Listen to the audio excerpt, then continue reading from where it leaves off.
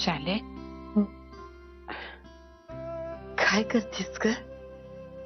विणकाम हो, डोहाळ जेवणाच्या आधीच संपायचं होतं बघा, संपवून टाकते. मला थोडं बोलायचं होतं तुझ्याबरोबर. काय? सध्याची तुझं काही बोलणं झालं का ग? नाही म्हणजे मंजिरीला घरला कधी पाठवणार काय सांगितलं का त्यानं? काहीच बोलणं झालं नाही हो. मी नेत्राला फोन केला होता तर ती म्हणाली की मंजिरीची तब्येत बरी आहे आता, आज उद्या डिस्चार्ज देतील. खरं सांगू का, सत्यजित हॉस्पिटलला जाऊन आल्याशिवाय आपल्याला काहीच नक्की कळणार नाही. काल ह्यांनी जो तमाशा घातला त्याबद्दल बोलायला तरी सत्यजित कुठे भेटलाय मला. होता मेला कशा पायी त्या सत्याच्या वाटेला जातो कुणास ठाऊक. तो किती घालून पाडून बोलते, पण चांडोळाला लाजच नाही. पुन्हा पुन्हा जातो तिथं. एखादा स्वाभिमानी असता तर तोंड काळ केलं असतं त्यानं, पण यो निर्लज्ज तिथंच दारू पीत बसला. स्वाभिमान, दया, माया, प्रेम या शब्दांचे अर्थ माहीत असायला लागतात त्यासाठी सासूबाई. शाले हो, आतापर्यंत मी ह्यांच्याबद्दल कधीच कुणाकडेच काहीच बोलले नाही. तरुणपणी सुद्धा तोंड दाबून बुक्यांचा मार सहन केला. का? चार चौघांमध्ये आमची अब्रू जाऊ नये म्हणून, कोणी आम्हाला हसू नये, कमी लेखू नये म्हणून. पण आज बोलते, सत्यजित यांचा द्वेष करतो, यांचा राग करतो, ह्याला कारण यांची ही असली वृत्तीच आहे. हा माणूस म्हणजे माझ्या आणि सत्यजितच्या आयुष्याला लागलेलं ग्रहण आहे. शाले अगं ठाव आहे का मला, तू आता शांत हो बर. शांत हो. कशी शांत होऊ मी? कशी शांत होऊ सांगा ना. सध्या सत्यजित कुठल्या मनस्तापातून जातो यांना माहित नाहीये का? तरी सुद्धा त्याच्याजवळ जाऊन हे असला त्रास द्यायचा त्याला, हे असलं बोलायचं ह्यावेळी. ज्या मुलीनं कधी कोणाचं वाईट इच्छिलं नाही, कधी कोणाबद्दल ती वाईट बोलली नाही, तिच्या मरणावर टपलेत हे. शी. दारू ढोसली असेल मेल्यानं. दारूच्या नशेतच मनातलं ओकतो माणूस.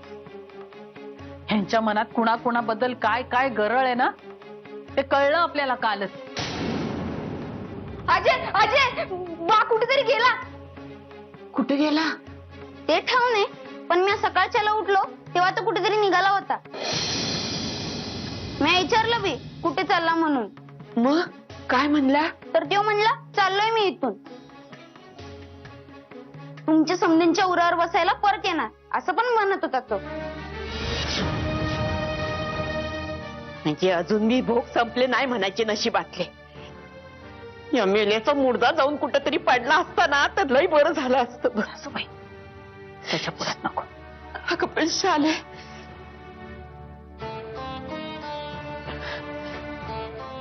शाले जा, या पोराला काहीतरी खायला दे. काळधन उपाशी असेल. जा रे, स्वयंपाकघरात जा. चारुवंश असतील ते देतील तुला खायला. जा. परमेश्वर माझ्या पोराचं रक्षण कर.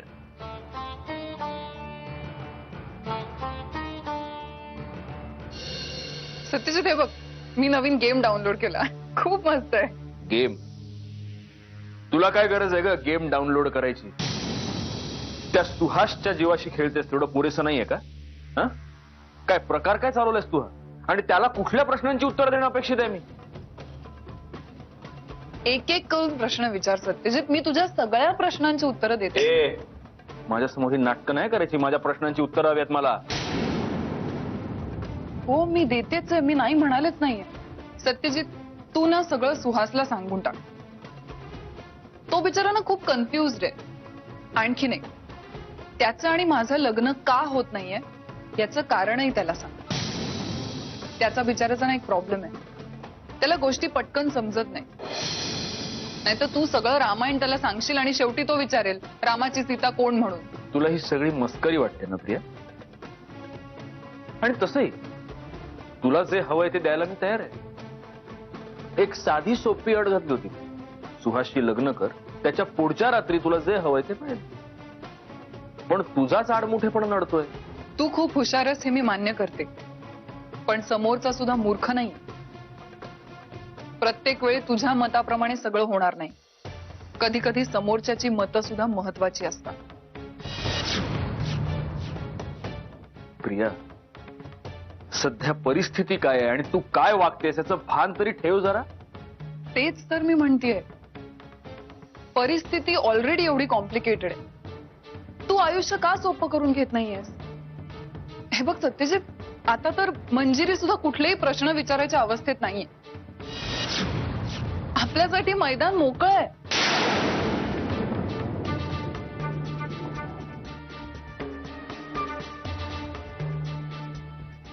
तू एवढ्या खालच्या पातळीवर पडशील असं कधीही वाटलं नव्हतं.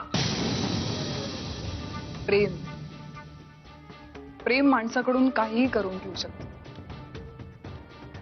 शी.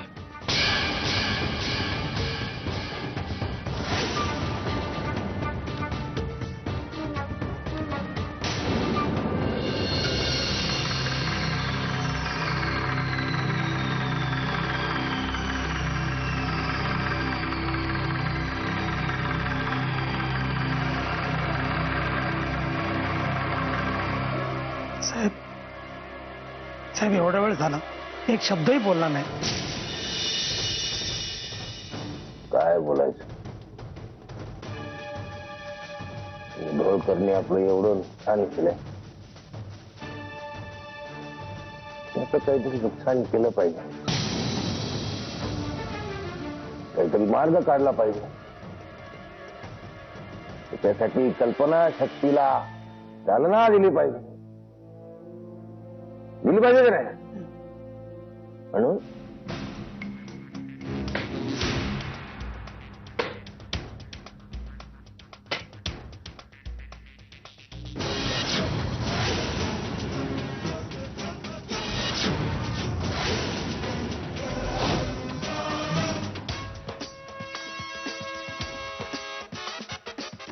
दादासाहेब,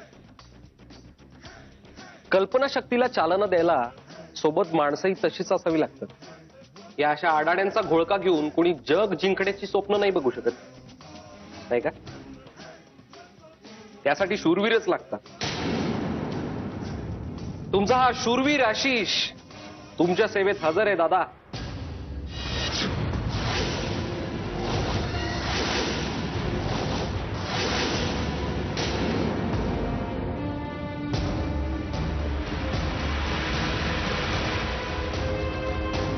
दादा ओळखलत का मला? मी आशिष, तुमचा शूरवीर आशिष.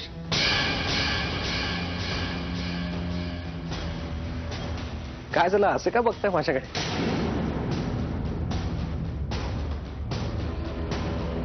मंजिरी, मंजिरी. गप ना.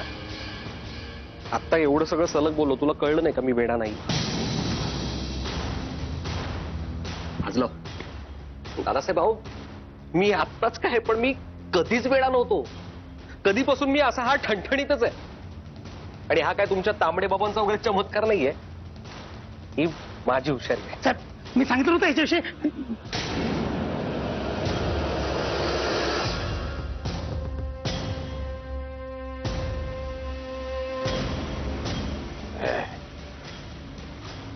शूरवीर आशिष, वेलकम बॅक. फसवणूक, फसवणूक आमची. संताप, संताप. सगळे तांबडे बाबाची आणि आमची दोघांची फसवणूक केली या माणसानं. याला पनिशमेंट टाइम नको? नाही. त्याला पनिशमेंटची आवरावर तयारी सुरू करा. चला. नाही दादासाहेब, प्लीज प्लीज माझं ऐकून तर घ्या. बोला.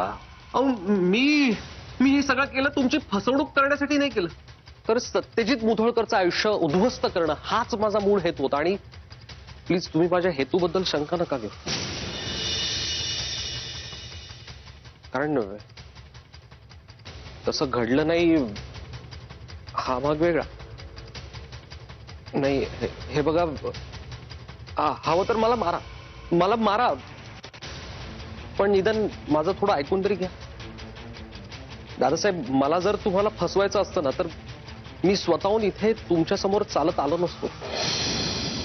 प्लीज माझं ऐकून घ्या, कारण ह्यात तुमचाच फायदा आहे.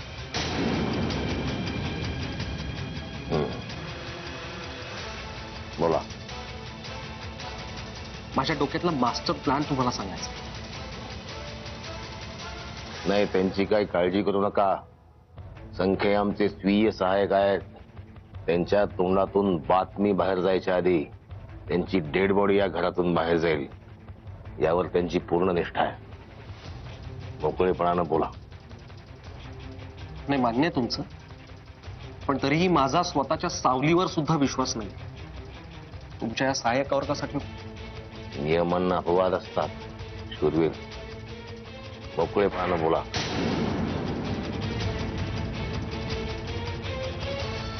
मला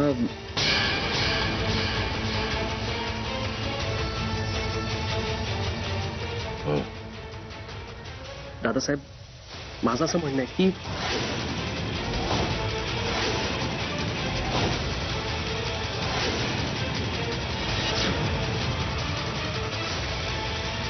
हा जर मास्टर प्लॅन तू सांगितलास तसा अंमलात आला तर तांबडे बाबा तुला 100 वर्ष जगायची मुभा देते. आणि समजा फसला प्लॅन, आजच मर्डर, आजच अंत्यविधी, लगेच शोकसभा, शोकसभेचं जेवण आमच्याकडून फिक्स. मान्य, सगळं मान्य.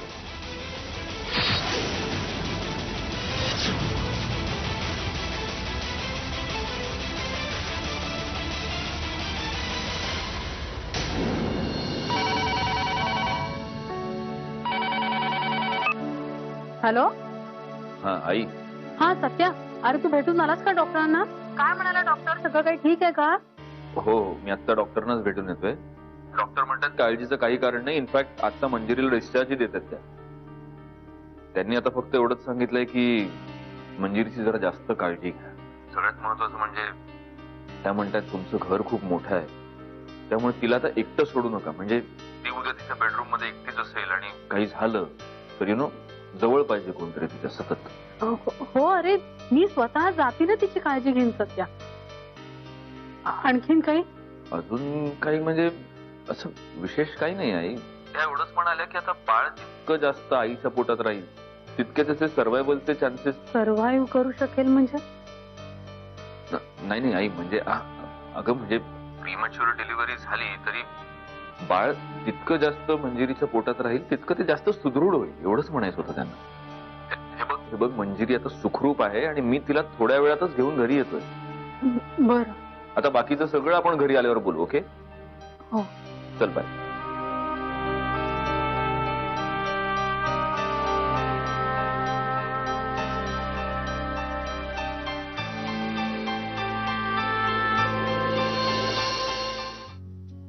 चला चला चला चला. अहो, तुम्ही डॉक्टरांना भेटायला गेला होतात ना? मग काय म्हणाले डॉक्टर? डॉक्टर म्हणाल्या तुमच्या बायकोनं खूप घेतला आमचा पाहुणचार, तिला घरी घेऊन जाता. मस्करी करू नका ना. अगं असंच म्हणाल्या. तुम्ही नीट सांगणार नाही आहात का मला काय म्हणाले ते? ठीक आहे, मग मी तुम्हाला विचारणारही नाही आणि तुमच्याशी बोलणारही नाही.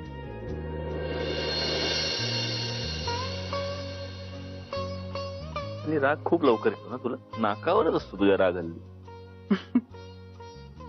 म्हणजे तुमच्याच सारखी झाली. आणि मी तुझ्यासारखा झालोय, गरीब बिचारा शोषिक. काय? आता पटकन सांगा नाही तर मी खरंच रागवी ना. अच्छा, म्हणजे इतकं वेळ तू खोटं खोटं रागवली तुझ्या? प्लीज आता तुम्ही सांगणार आहात की? अगं काही नाही, नेहमीच तुमच्या बायकोची खूप काळजी घ्या, सक्तीचा आराम करायला सांगा. आणि हा, त्यांनी एक गोष्ट सांगितली जे माझ्या खूप पत्थर पडली. काय? त्यांनी असं सांगितलं की 1 मिनिटासाठी सुद्धा आता तुम्हाला तुमच्या बायकोला एकटं सोडता येणार नाही. मी ठरवलं यावेळी डॉक्टर पेंडसेंच्या ऑर्डर तंतोतंत पाळायच्या. त्यामुळे आतापासूनच आपण एक्सक्यूज मी. अरे या ना, या या.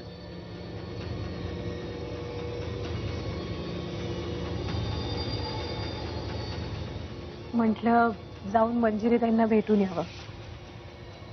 कशा आहात मंजिरीताई? कसं वाटतंय आता? मी ठीक आहे. मंजिरी अगं कालही या आल्या होत्या. इनफॅक्ट काल या बराच वेळ थांबल्या होत्या. हो का? थँक्यू. अरे हे थँक्यू कशासाठी? मला थांबावंसं वाटलं. इनफॅक्ट वेळ होता म्हणून थांबले.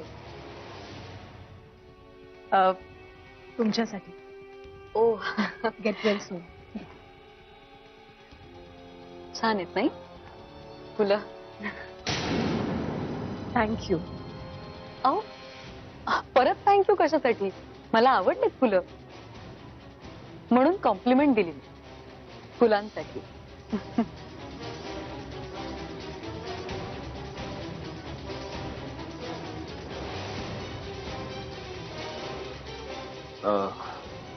मंजिरीला आत्ताच डिस्चार्ज मिळाला. हो का? हो मग बरं झालं मी आले ते. नाहीतर चुकामुक झाली असती. नसती झाली. चुकामुक नसती झाली. यांनी कळवलं असतं ना तुम्हाला फोन करून. मग त्यानिमित्ताने तुम्ही घरीही भेटायला आला असतात मला. हो ऑफकोर्स नक्कीच आले असते. मंजिरी मी जरा आलो जाऊन.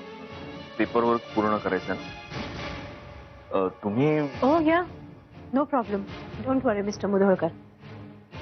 मी थांबते मंजिरीताईंजवळ. तुम्ही जा. नाही मी असं म्हणत होतो की तुम्ही. It's okay mister Mudholkar. खरंच काही प्रॉब्लेम नाही. आलो.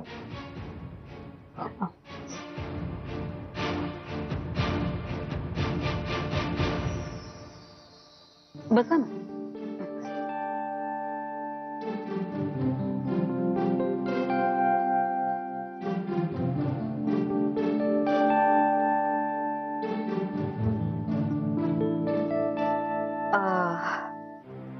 मग झालं तुमचं सुरू? हा काम? तुम्ही यांच्या बिझनेस क्लायंट आहात ना? ओ या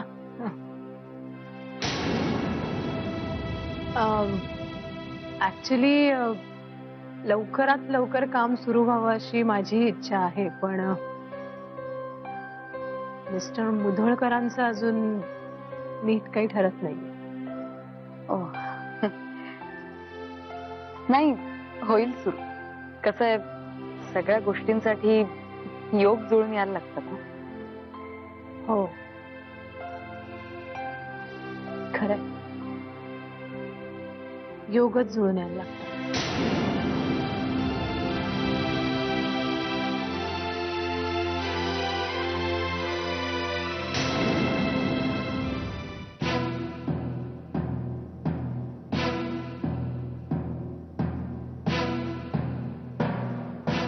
हॅलो. अरे अरे वा. माझा फोन प्रिया तू लगेच उचललास. म्हणजे तुला काय म्हणायचंय? मी मुद्दामून तुझा कॉल रिसीव्ह करत नाही. तुला त्रास द्यायला मला खूप आवडतं हो ना? नाही प्रिया मला तसं नव्हतं म्हणायचं. म्हणजे जेव्हा तेव्हा मी तुला फोन करतो तेव्हा एकतर तुझा फोन स्विच ऑफ असतो किंवा तुझा फोन तुझ्या जवळ नसतो. तर त्यामुळे आपलं बोलणं होत नाही. आणि today we just got connected immediately. एवढंच म्हणायचं होतं मला. ही अशी शालजोडीतली मारून पुन्हा माझी समजूत काढायला जातोस ना त्याचं फार कौतुक वाटतं मला. कसं जमतं रे तुला असं अचानक एक्सप्लेनेशन देणं? आपण मुद्द्याचं बोलूया प्रिया. मी मंजिरीची चौकशी करायला फोन केला होता. आय एम सॉरी टू से पण तू चुकीचा नंबर डायल केलाय. तू सत्यजितला फोन करायला हवास. कारण मी काय मंजिरीची नच नाही ना. प्रिया, तू माझ्याशी असं का बोलतेस? तू पाहिलंस का आपल्यामध्ये आता काय परिस्थिती आली? आपल्याला एकमेकांशी बोलण्यासाठी कारण शोधावी लागतात. तुला आता माझ्याशी बोलण्याची इच्छा नाहीये का? सुहास, हे जे न जोडलेलं नातं होतं ना, त्याला तोडायची सुरुवात तूच केली. मान्य आहे प्रिया, मान्य आहे. पण ते पुन्हा जोडण्यासाठी पुढाकार सुद्धा मीच घेतोय ना आता. म्हणजे आता पुन्हा तुला हवं तसंच होणार ना सगळं? मी काय खेळण्यातली भावली वाटले तुला? कंटाळा आला टाकून दिली, मनाला वाटलं चावी देऊन उभी केली, मग भावली काय तयारच आहे नाचायला. सुहास, मी तुला या आधी सांगितलंय, तुला ज्या प्रश्नांची उत्तरं हवीत ती सगळी उत्तरं तुला सत्यजित देईल, मी नाही. भाऊजींचा काय संबंध आपल्या रिलेशनशी? आणि बाय द वे, तरीही मी त्यांना विचारायला गेलो होतो. त्यांनी मला काहीच उत्तर दिलं नाही. पण तरी माझ्याकडे काहीच उत्तर नाही.